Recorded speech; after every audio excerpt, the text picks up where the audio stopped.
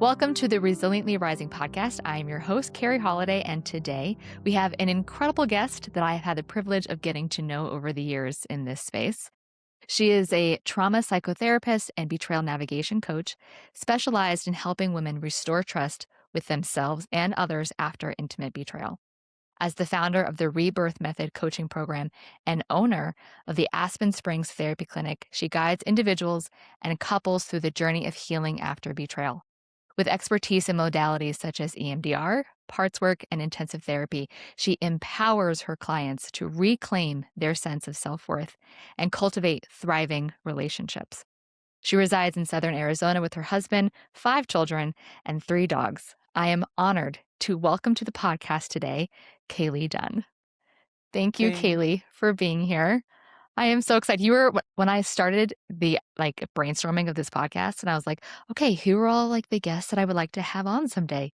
And you were at the top. I'm like, KayLee, I want her on here at some point. Oh, So thank I'm you so so excited much. to have you. Yeah, and it's so fun to catch up. We have known each other for a long time, so Yeah. It's been fun. I'm You were kind of excited to like be here. the first one that I really engaged with when I went into the betrayal trauma space professionally. You're like the Yeah, first one that I kind of bonded with in the social media world. So it's yeah, been fun. absolutely. It's been great. It's been great. It's been So fun to watch you launch and do all that you're doing too. oh, thank you. I appreciate that. So for those who aren't familiar with you and your work, would you mind sharing some of your story? What kind of brought you into the space of betrayal trauma in your professional work and personal?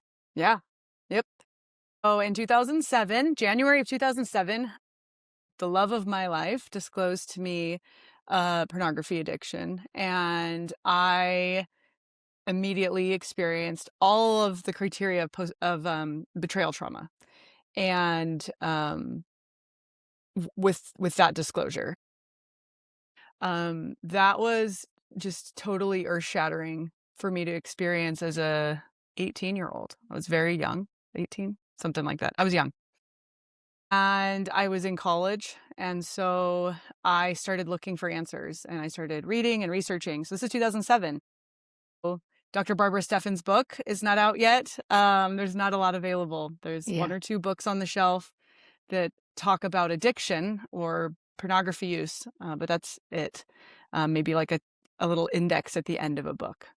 Mm. So I started reaching out to different researchers and therapists who are doing this work, and found little bits of information and kind of decided, okay, this is I'm going to figure this out.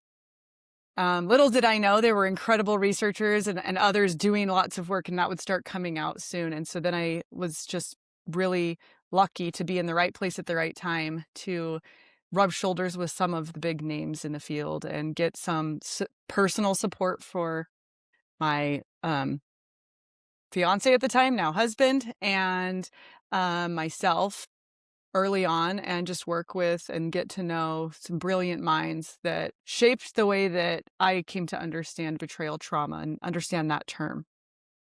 Something that initially was something that I did not like was that there was a codependency lens at the time. And Mm. so I pushed back against that until I met people and read books that helped frame that, and did research with professors that helped frame that. And so throughout my experience of just really getting to know and connect with brilliant minds, and then ultimately becoming a therapist, specializing in this, and then working as a therapist for almost 14 years, um, I've learned a lot. I think the field has grown a lot. We've all learned a lot. Um, and there's little corrections and growth that we're all doing and learning together. Um, in 2020, I was working at with an organization, um, and COVID hit, and I was coworkers with Jenny Gessel Steele. And if you know her name, she's from the Love Rice podcast. She's an incredible clinician who's been around for a long time as well. And she and I decided to start the Humans Navigating Betrayal Facebook group. It had a different name at the time. And that's the first time I entered the online space, more than just, I had been doing a lot of content creation. I wrote programs for Bloom and other programs that you may have heard of. Helped clinicians write programs. Ghost wrote a book. Like I did a lot of ghost writing underneath, but hadn't really entered that sphere personally until 2020. But we decided that we would do that because of COVID. There was a lockdown. A lot of people weren't able to access support.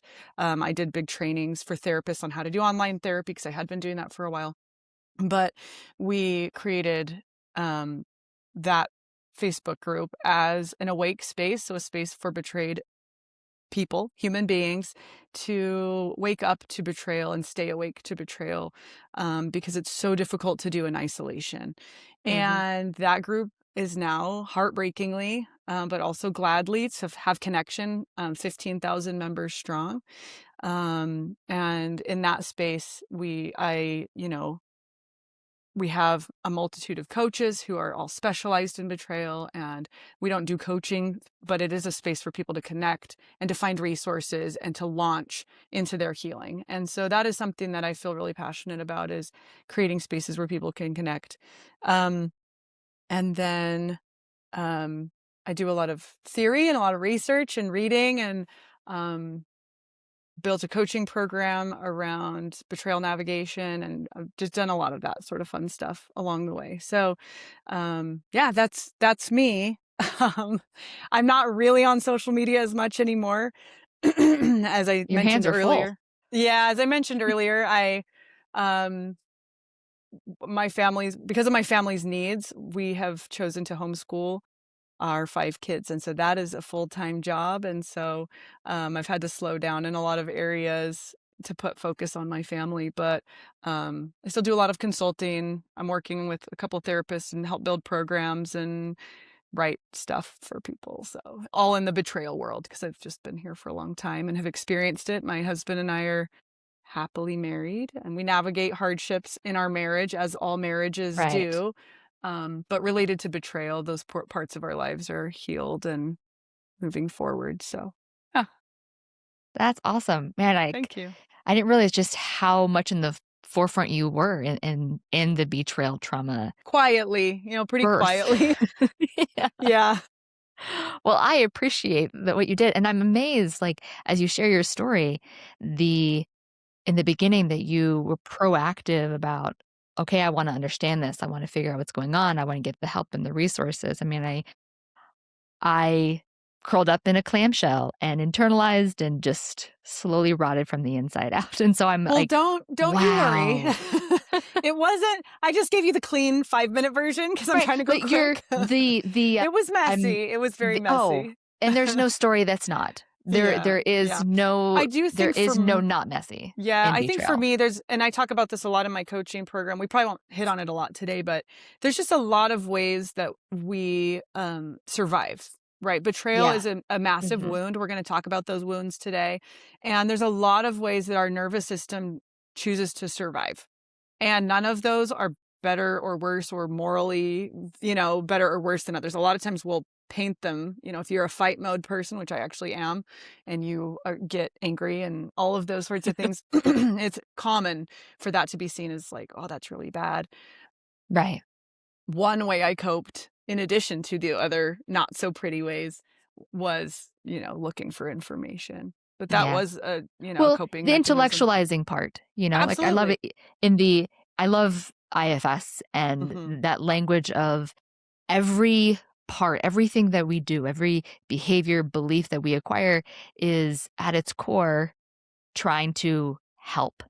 It's Yeah, trying to exactly. survive. That's the objective. And Exactly. so that's why, like, oh, I wonder what that person went through that led them to that course of action. You Exactly. know, so Yep. much compassion, understanding it widens that scope and limits the judgment that we can often put Exactly. on others or ourselves for those trauma responses that we have in the Yeah. midst of, I always say, these are normal responses for an abnormal situation. Yes, Like, Viktor Frankl. Yep. yes, exactly. Like, we're not meant to go through this. And so our body's going to do whatever the hell it can to survive it. Exactly. Yeah. Exactly. And I happen to be in those right places. I mean, I like to think of it as, providence, you know, Mm. and just luck in addition to that direction. And so I feel a lot of gratitude and I like to give back. I just got off, a 2-hour phone call with a gal who is not going to work with me as a client, but is a friend of a friend. And I spent a couple hours with her just helping walk her through what she's going through, and then got her some resources and sent her to a colleague of mine. That type of work, and the Facebook group and any social media I do for me is legacy work. It's a part of giving back when I know that a lot of people poured into me on the other side. So, I love yeah, that. for sure. Like pain into purpose also. Yeah, totally. Yeah. Totally. Which we're going to talk about today for sure. Yeah. So kind of getting into that, you've sat down and witnessed many people's story. What is something that you notice kind of unfolding as what betrayal really takes from a person? Yeah. I love that you asked it that exact way, because that's really where I wanted to touch on today. Um, as a field, we talk about betrayal often as a thing that happens that leads to trauma. Mm, And we kind of try to keep the middle parts fuzzy. But ultimately, betrayal, the act of betrayal, whether it's intentional, whether the person betraying knows that they're betraying, or they think about it in those terms, which they often don't, whether they do or not. The act of betrayal is a form of harm that leads to a wound, multiple wounds. One of the wounds that we touch on really well, and I know you do really well at this work, and I have worked really hard on, is the attachment wound, and the somatic experiences that attachment trauma creates. And that is such an important lens, especially in the crisis and middle phases when this discovery happens. And so even for me, and I'll try not to keep this short, when I didn't have language to call it betrayal trauma. All I had was an index that said I was codependent and there was something sick about me that picked the sick person. And therefore the reactions I'm having are just about my own sickness and not related to this thing that happened to me. And I just knew that wasn't right. I literally threw a library book in the trash, and then I took it out and took it back to the yes. library, but because I have to be good. But I was like, no. And then I was and I was reading and researching, and I was working with some big researchers, and they were having me look up stuff about it and finding all this weird stuff that had been researched in the 60s, and that wasn't it, right? So there was nothing out there. And then I went to a conference on foster care and attachment wounding in children. And they sat and they wrote, there was a bunch of adoption agency workers, and they were talking, and foster care workers, and they were yelling up symptoms of attachment wounding on the board, and they're writing all these down. And I was going, that's me. That's me. And so I started Mm, calling it adult attachment trauma. In my own mind, before the book came out, before betrayal trauma was named. Not to say I invented it, but independently, I saw that. So that lens is so, so important. And so the books that are coming out, and the information that's there, and the somatic work, or the EMDR, or the IFS, like the work that's being done in this lens is so important. And I argue that there are some ruptures that happen upstream of attachment, or maybe even simultaneous to attachment, that I want to touch on today, that may give people just more language. And then talk about what I think is the central wound that sometimes gets neglected. In addition, and again, attachment, we have to go there. Safety, we have to go there. And that's really essential in that crisis and like beginning, middle stages. But I want to add a little bit more to this picture that I think will give people maybe some language, especially those of you who are like, well, I'm regulated now, but I'm not okay. So what am I missing? And then I want to give yeah. people some steps into like what to go there. So you asked, what does it take? What does betrayal take? And I think the very first upstream things, one is epistemic, which is a big word that means like knowledge and reality. So there's a reality and knowledge wound that happens almost immediately, which is like, wait, what? You just Yeah. snatched my reality right away. Okay. There's a Everything I knew wound. is now gone. Yeah. There's a wound in that. Okay. All by itself. There's a moral wound. So the moral wound is what's right and what's wrong feel fuzzy all of a sudden. So yes, my reality is kind of snatched away. That's kind of one of the first things. And again, these aren't like 1, 2, 3. These are all kind of happening simultaneously. And especially if you're with someone who has an addiction or compulsion and these behaviors are cyclical, we're talking betrayal and another lie and a trickle truth Hmm. and another lie. for maybe years and years and years if we're not getting into like a really good full disclosure early on, or we don't have those resources, right? So none of this is like a straight line. This is very messy, but I want to Mhm. give maybe some language, right? So there's the truth collapses, and then there's the self-doubt that's kind of replacing perception initially in that crisis phase of like, can I trust myself? Mm. I Mhm. picked them. So, so there's this reality rupture, right? Then there's this moral rupture, which is, okay, betrayal's wrong, right? But then, especially if we're getting in with unintentionally, you can have really good helpers that are like, hey, we want to help them. We want to help that betraying partner. Look how humble they are. So then there can be this confusion about like, a gal I just talked to was like, yeah, we went to a CSAT, and I think CSATs are great, but a CSAT, and they were telling me that I needed to create a safe space for him who's My just gosh. cheated on me. So these types of things are happening really quickly after disclosure. So that the moral rupture can happen with helpers, but it can also happen just in ourselves of like, well, I love you and you're crying and you feel sad and you say you don't want to do the bad thing, but you're doing a bad thing. But is it a bad thing? So there's a lot of questions. And if people feel a little fuzzy on what's right and wrong ahead of time, which is like developmental, or maybe your worldview is a little fuzzy or really strict, like either way, like you can have a really strict worldview or you can have a really fuzzy worldview. It can get very confusing. Like, well, some people say it's okay to do X, Y, and Z Mhm. behavior. Maybe my worldview is too strict, or some people say that that they have open relationships or whatever. And so that gets really confusing. People start to question the moral rupture of that, right? Okay. Yeah, yeah. I'm seeing it, like, as I'm picturing, I like Yeah. to Stop me because learn I'll just keep going. well, as I'm seeing it, like, all in a puzzle, just take all these Yes. puzzle, put in the box and just shake it all up because there's confusion, so much Yes. confusion, and, like, I mean, for me, the reality rupture was so traumatic, and it is still, like, when people ask, "What's your greatest fear?" My greatest fear, hands down, bar none, aside from, like, losing a child, is that what I think is real is not. Yeah. Because of everything that I went through, it's like Yes. it's so destabilizing. It is so Um, destabilizing. so the picture these 3 l I don't even know if layers, like this hierarchy, but these 3 Yeah. Well, we're elements, gonna add a strong few more. elements. We'll add a few more for your puzzle Okay. pieces.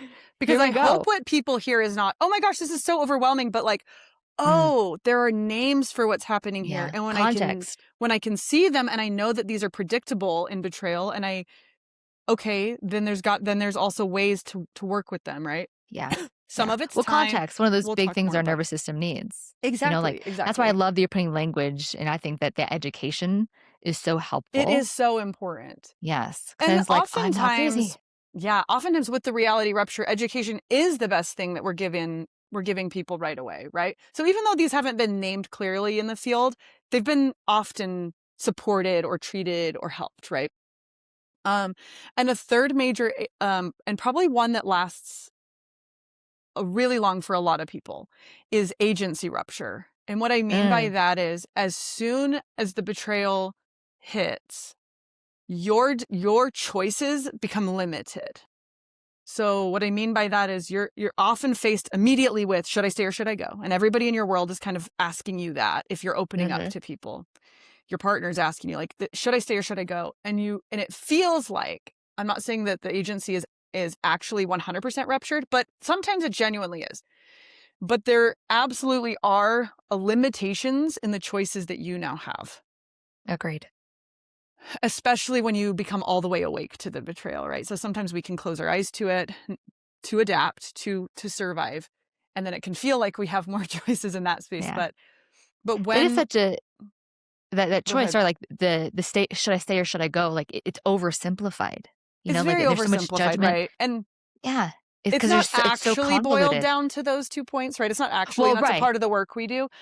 But Well, I would right. say beyond that, there is a reality of, especially when betrayals are, like, pretty heinous, and I work Mhm. with pretty heinous betrayals where we're not safe. Like, we are no longer safe to stay in this space.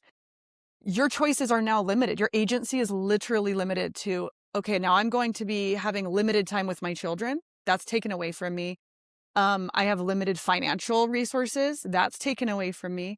I have limited home, the house and home that I've been in. That's taken away from me. For some situations where absolutely exiting is necessary for safety, and then for others where it's ambiguous, like I don't know, then you're still met with these same like, okay, so these are my choices. I am limited in both sides. Like I'm staying, but I'm in pain, and this and this and this and this and this and this. Or I can leave and lose this, this, this, and this, and this. And I'm not trying to say it's all bleak, because we do work in agency, helping people reclaim their agency over time to see more options.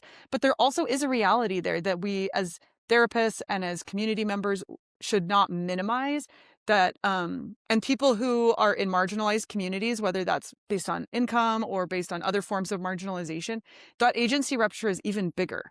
And so that's it is a reality. And sometimes it can be kind of minimized of like, oh yeah, I guess you'll have to go get a job. And it's like, that's a huge loss for someone whose whole life was built on, I'm going to be a stay-at-home mom. Or, okay, well, I guess you need to quit this job of your dreams and go work at this job so that you can, support yourself better or whatever.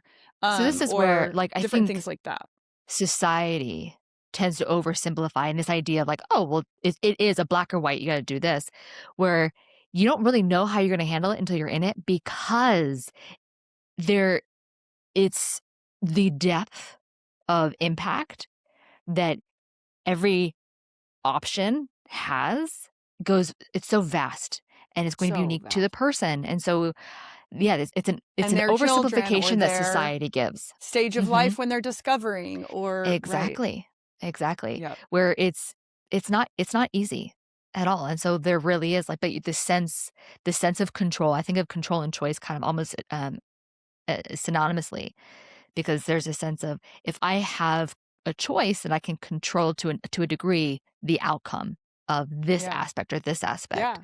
And so when there's betrayal, I didn't choose this. Yeah. And I feel like I'm out of control. My marriage is out of control. Everything Yeah. chaotic, Yep. confusing, that it's society really oversimplifies Yeah. that And element for all sure. three of these, plus attachment wounding, which we'll briefly touch on, are all nervous system dysregulating, Mhm. right? And so, 100%. like you said, the puzzle pieces are all mixed up, and people are like, well, what do you need help with? They're like, I don't know. Yeah, it's like, you "What are you tell feeling?" me, "I don't you're know." the therapist, right? So putting some language, I'm sure there's a million more not a million, Y but there are other puzzle Right. pieces that I've yet to operationalize. But those are three major ruptures that occur early on, pretty synonymously with the attachment rupture that leads to nervous system dysregulation. Um, so attachment is such an important lens, as I already mentioned, and we don't want to miss that piece. And so we'll touch on it. That loss of a primary attachment figure and that wound that occurs in that moment of betrayal is just very deep and painful. And not everyone who experiences betrayal experiences, most people do, but not everyone experiences an attachment rupture the same way. Our attachments that come before this relationship impact how we're going to have an attachment rupture. Um, and and some people um in an attachment rupture will regulate in that area fairly quickly. So, I think of people that I've met with who already kind of have a little bit more of an avoidant slant, maybe not an avoidant attachment, but betrayed partners with more of an avoidant slant. Um, their attachment wounds they're just naturally a little bit more protected, because they're already a little bit distant. But they're still dysregulated, they're still having Yeah, an attachment wound. I mean, they're still having other right. wounds. And so I think it's one of the reasons it's important for us to, of course, I'm not trying to dismantle or demantle attachment wounding, but instead expand our vision, is just because, now that I've met, enough stories, and I probably read 200 betrayal stories a week in my Facebook group, for the last 6 years. So that's a lot of betrayal stories, plus all my clients and everything. It's just so eye-opening to me how betrayal functions and the expansiveness of it. And when I just worked in like a small religious community, betrayal looked one way all the time. And then when I moved to a different state, I went, oh, betrayal is different. It's expanded. And then I moved to a different state and I went, oh, it's really expanded. And then I got on Facebook and listened to 200 stories a week for 6 years and went, oh, I'm starting to see the bigger picture here. So that's what I'm hoping to do here a little bit, if that makes sense. So then we have our attachment wounding, which is real and hits most of us and takes time. And again, because of those betrayals are often cyclical or happening a multitude of times, at least at the beginning stages, that's going to keep hitting us. Downstream from those wounds is what I really want to spend most of our time talking about, which I think is probably the central wound of betrayal. And that's actually identity. So, I really want to speak to this identity wound. And identity is, again, it's not separate from attachment wound or the moral wound or the epistemic wound or the agency wound. They're integrated, and it's also a little downstream from them.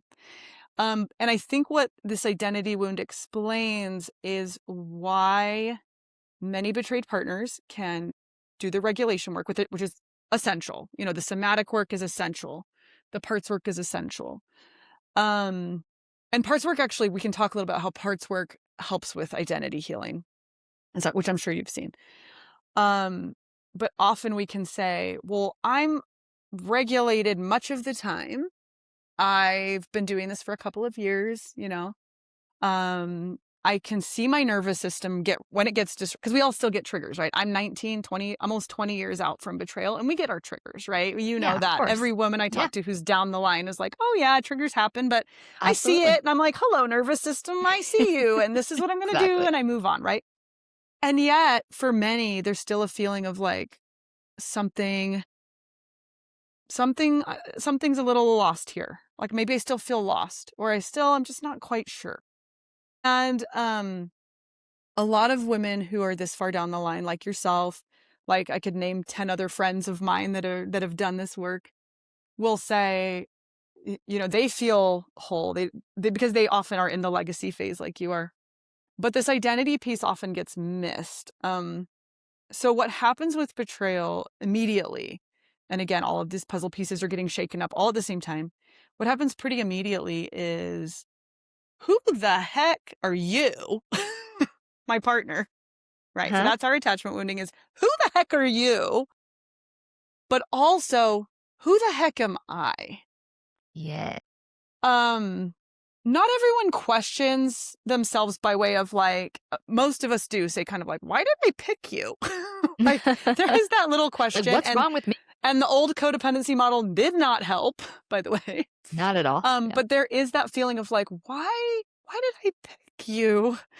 And also, what was my past? And those who've been married for many, many years, or been in this relationship for, let's say, a couple decades before the betrayal is revealed, it's like, that's a lot of years of growth and development as a human to have to question. Okay. So I'm looking at my past going like, who the heck have I been this whole time?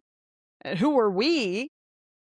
And then, even those like me who start out pretty early on go, where the heck am I going? Like, I thought one thing and I had this, and now what? Right. Yeah. Certainly for me as a young person, identity was clearly a core wound, but I am pulling from that to a degree, but I really have noticed this with pretty much across the board betrayed partners, and it is integrated with attachment, but it's also separate from attachment because it really is outside of the relationship and outside of what happens in relationships. It's really inside of who I am.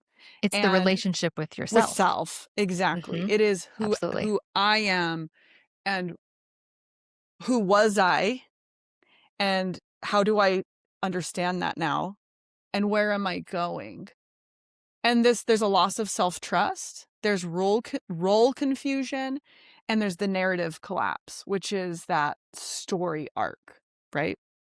So the language you hear, right, is like, my past feels fake. I'm rewriting my whole story over again. I don't understand. I don't recognize myself. This isn't who I am. Like, I'm behaving. So then in the crisis phase 2, now I'm adapting and I'm shifting and I'm trying to protect myself.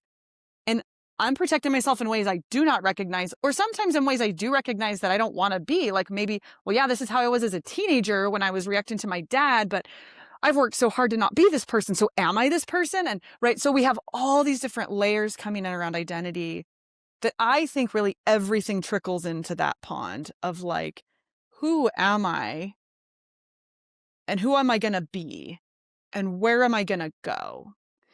And I don't know who I'm becoming, right? And working in that space, I think is sometimes missed. A lot of good clinicians and coaches naturally see it, especially those who've been through betrayal, and they kind of see, okay, like you're regulated and we're just going to naturally go there. But I think as a field, naming it is important, and that's something that I'm working. So this isn't pathology, like, oh, now you have a personality disorder, or now you have some sort of, illness. I don't think it's a pathology. I think it's a predictable response to betrayal, because I think, and again, this is me thinking, but I think that it's what happens to a person when they've been betrayed, because betrayal is a form of harm. And I think betrayal is a form of harm.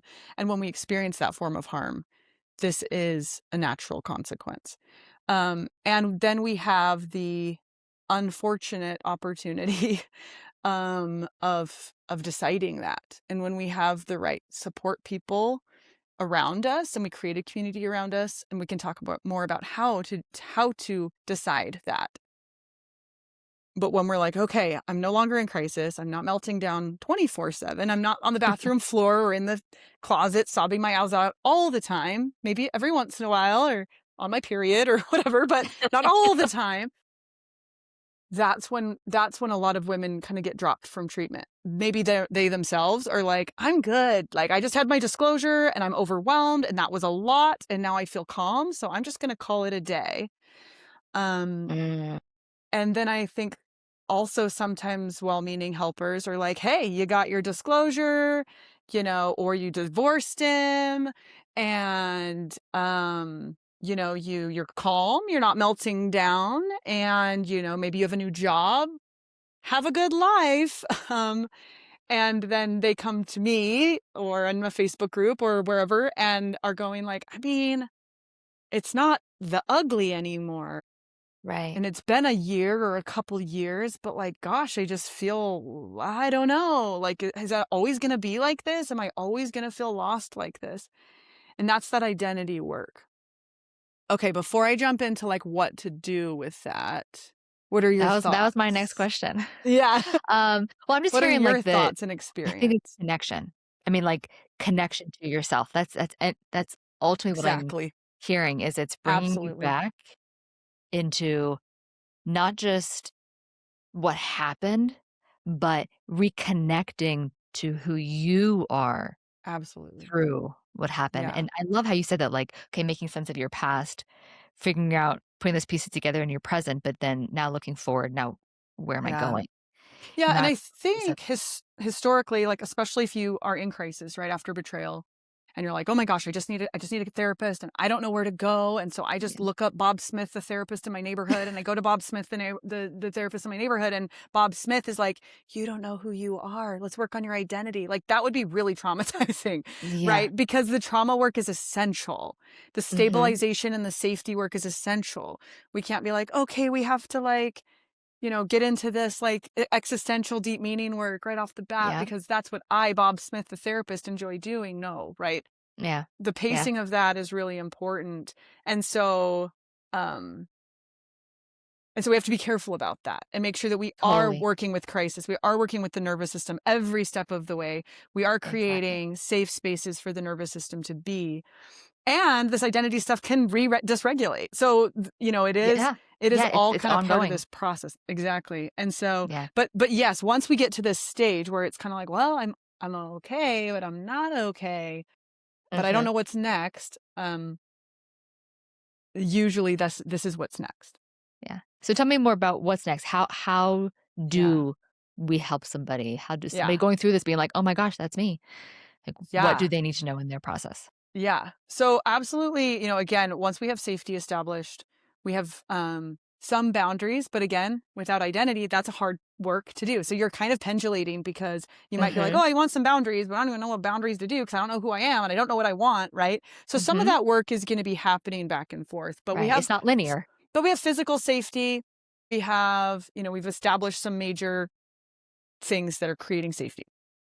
Um, then we are talking about narrative reconstruction. So that is narrative therapy. You can do that in EMDR. If you have an EMDR therapist who knows how to help you, you can do that in IFS, right? IFS is self work, or I use like ego state or parts work a little bit more broadly than IFS, but you can use parts work to help you kind of figure out like who's in there and who's got the reins and who's got the wheel. So that type of work, but narrative work on its own. So, a lot of the things that we invite clients to do already in betrayal work can be used here.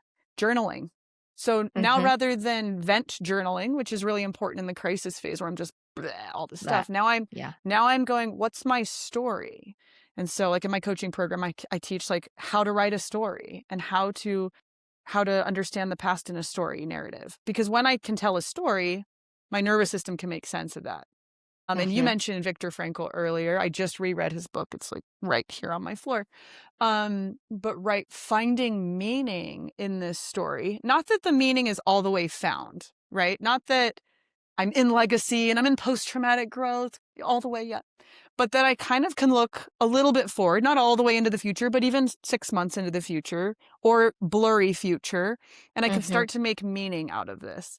So something I tell clients, even in a dysregulated state often is, when you're done with this, I know you can't see it now, but when you're done with this, you will have the capacity, you will have grown in such capacity that you will be able to see and you will be able to support people who are hurting in a different way. And that's meaning that even in crisis, people can hold on to. And it's true. It's 100% true. I've seen it, bar none. Absolutely. If Yeah. you keep going, now, if you Mhm. go back into it may not be right away, depending on how our nervous system has to process and Right. the environment And we're that in and the time's gonna vary for safety and the each time's going to person. vary. Exactly. But those that keep going, that keep waking up, that keep showing up to themselves and to their relationships, they will 100% grow in capacity in a way that they can support people that are hurting in a way that they never could have before. That doesn't mean, yay, we experienced betrayal. No, but it does provide this capacity.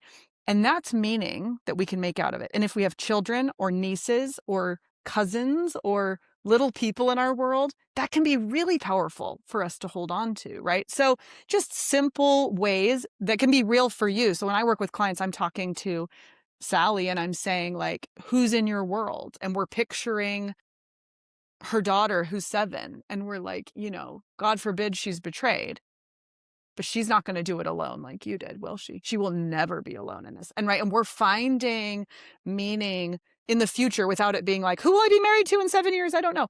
But we're not doing that because that's dysregulating. But we're stepping into the future and making meaning in different ways. We're looking at the past and going, where were you surviving? Where were you a badass? Where were you kicking trash? Even if to everyone else it looked like crying into the soup.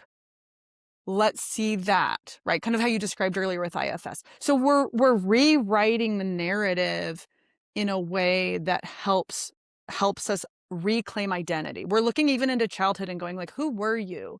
What did you like? You loved butterflies. Do you still like butterflies? Well, yeah, I guess I did. All right, we're going to the butterfly museum, Yeah, right? yeah. Like we're taking your little niece to the butterfly museum. So reclaiming parts of self that have been lost, finding the strength, and also the hurts, right? So as a therapist, more than as a coach, as a therapist, then I'm going to be like going, okay, where were the hurts? Where were the wounds? Let's see if we need to re-experience and heal some of those, right? So there's just a lot of identity work and narrative reconstruction. And there's lots of different ways to do that, depending on if you already have a therapist right now. So if this is someone listening who already has a therapist, you may not need to like get a new therapist, but you may go, oh, this is it. Okay, I'm going to go to them and be like, we got to do this, Yeah. and they can support you through that. Yeah. I Um, love that. Like, yeah. ultimately, I think that's an important mention there. I know that you've touched on this many times in your on your platform. you're the expert. Like, Absolutely. like, you go and you can say that's why I would tell, like, my daughter with doctors, "You're paying them. They work for you. You don't work for Yes, them." they are You your know? employee. Exactly, Yes. exactly. So you can go and say, "Hey, tell me more about this." It's the same idea of, like, interviewing therapists, It's like Yeah, you're finding exactly. who's gonna be the best support for you and where you're at and where you wanna go. So I love that don't just go in and be like, "I'm at your mercy." Mhm. It's kind Yeah, of taking that choice and that control over yeah, your healing process as well and making that a collaborative yeah. versus I'm just gonna do what you tell me to do in this Yeah. process. And depending on your stage of healing, like you may not be, again, like if our identity is really eroded, like when we live Mhm. with someone for 30 years who's been gaslighting the heck out of us, our identity is going to be very eroded. Shot. That Yeah. doesn't mean gone. That doesn't mean broken. That doesn't mean unhealable, but it's going to hurt. It's going to have bruises. It's going to be insecure. It's going to be like, I don't know. I don't know. I don't know. I'm confused. And that's okay. That's not unhealable. We just need to name it and see it. And so if you're like, I can't talk to a doctor like that, that's okay. That's okay. Yeah. I can't talk to a Yep. therapist. That's okay. That's good for you to notice about yourself. Like, oh man, like they really did a number on me, you know? Yeah. Yeah. And this is a normal consequence to an abnormal situation that Absolutely. has happened to you. And so we're just gonna because we love ourselves, some part of us loves ourselves, even if some part of us don't love ourselves. We're gonna go, look, like I'm worth naming this and going, okay, well, I know I'm regulated. I'm doing my yoga. I'm doing my breathing. I'm doing my somatic work. And okay, I'm okay. But like also, who the heck am I? Then I can go, Yeah. okay, I know that about me. So maybe I'll just start by writing my story and sharing it with my group. Or maybe I have a friend come over who's safe to be with. Like if I can't do it by myself, and that's okay if you can't, then I'm gonna maybe write little parts of it. And if I'm like, nope, nope, nope, too dysregulated, then it's like, oh, then I'm still in dysregulation Yeah. regulations time. I'm still Yeah. working on my attachment and my nervous system, and that's okay too. There's no faster, slower. It's just growth. And you're going to be 10 years in and all of a sudden be like, oh my gosh, I'm all dysregulated. You're going to go through perimenopause or get pregnant or, like have a Yeah. child that does something and you're like, and we're back to this phase again. Right? Yeah, But children for sure it's not the first time I've challenge been that. here. So that's Mhm. better, right? A lot of people are like, I can't do this again. It's like, but you won't do it exactly the same because it won't be That's exactly the right. same because you've done it before and you survived it before and you're going to survive it Mhm. better the next time. So just so you know, Yeah. like this is not a straight line. This is I call it ever widening circles. If you're doing the work, you're going in ever widening circles, whether you stay or whether you leave, or whether the betrayal was systemic and not individual, or whether it was within a parent relationship or a husband or wife relationship. Growth is ever widening circles. And I learned this from Jenny. Jenny Steele introduced me to this, but it's this idea that hello, I know that pain. Oh, I see you again as Yeah. I go around the Yes. Oh, circle. I love that. But it's wider and it's broader and it's slower and it's clearer. And every time I run into that again, you're like, I know that feeling, or I know that wound, or oh, I've been through this. And that's the type of growth. Is it's not linear. It's going to be some of those same things. That doesn't necessarily mean you're trapped in a cycle. Um, it's not a spring. If you're finding yourself in a spring where you're just going That's around and the around, yeah. that's where we do reach out to other people for support and we get that, Yeah. direction and growth. But That's what I always yeah. tell people that healing is relating differently. It's relating Yeah, differently to I those love parts that. of you, and so as you're circling around, "Oh, yeah, there it is," you're now relating differently to it than you did before. Absolutely, I love And that. and you're that's why healing is never like a destination one and done because you are forever in a relationship with yourself in those parts that is continually needing nurturing and curiosity and exploration, Yeah, that as they come up, there's, "Oh, okay, here it is. What does it need as I'm moving through?" Because it's a relationship the yeah, whole way through. I That agree. and how you connect in that is what's so healing. Yeah. Well, So I wanted to yeah. briefly add 2 more things, and then I know we've gotta wrap up, if that's okay with you. So, in addition to the narrative reconstruction, you're also looking at symbolic integration, which we could spend a whole hour on, and we won't. And then also self-trust restoration. So finding out who am I and rebuilding that trust are really instrumental and important. So Yeah, I'll leave and I you see with that that. trust kind of going in as you are growing and, like, you're circling around and you are able to engage differently, that builds the trust. It builds Absolutely. the trust, "I And can do this because look, I'm when we doing it." set the boundaries and we hold the boundaries. Yep. So like I said, a lot of the work that we do in the attachment healing is touching on the Yes. identity piece, but sometimes if it's not, we're not going straight there, we can lose parts of it. So much of it is touched upon in our attachment healing work for sure. Yeah. Well, KayLee, this has been, like, so good, and we could go for hours on We could. each aspect of these, so maybe we should have a future episode because the language that you use, I think it provides so much clarity and so much, not just and validation isn't a strong enough word. I don't But know, it's like a sigh. validation. It's just like they had, like, relief. It's just like, "Oh, yes, yes, yes, yes, yes." So, for those who are hearing you and they're saying that yes, where could they find you and be part of maybe even your navigation Yeah. program? Like, So where a can they free find you? way to connect with me would be just in that Humans Navigating Betrayal Facebook group. Now, I know a group of that magnitude can be very dysregulating. So I invite everyone to monitor their regulation and where they're at and say, this isn't for me. That's totally fine. It's not like the end all place. But if you're like, oh, I'd like to be able to connect in there, we do podcasts, webinars, usually once every month or every other month. We usually do an annual summit where the coaches all do presentations like a conference. And so that's some fun stuff. And then there's lots of resources in there in the featured section where anyone can say, I love this therapist, or I love this book, or I love this coaching program. And I'm not gatekeeping. I'm like sharing everybody's stuff. I just share everybody's stuff and love to bring in professionals to share their stuff. And then I do have a quiet coaching program that is available, and you can go to KayleeDunn.com and find out more about that. It's very quiet, but you're always welcome to reach out, which I'm okay with.